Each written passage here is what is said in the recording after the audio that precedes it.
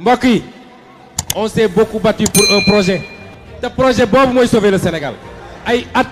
juróom-ñeenti at ñuy xeex joxuñu nit xaalis.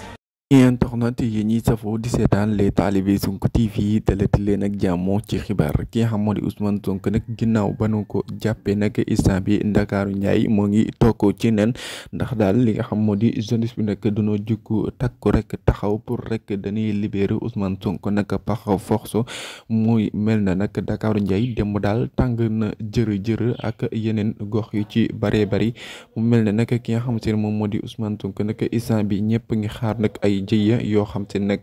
war mi ngi am ci Sénégal te loolu nag ki nga xam te ne moom moo di kii nii di Ousmane Sonko nag rek tax ndax heure buñ ko jàppee rek fii yëpp rek dañuy tiit ndax ñu ci bëri sax da leen yàqal kon nag ba tax na Ousmane Sonko mi daal kenn waru ko jàpp mooy doon président 2024 incha allah. mbokk yi on s'est beaucoup battu pour un projet te projet boobu mooy sauver le Sénégal ay at juróom-ñeenti at ñuy xeex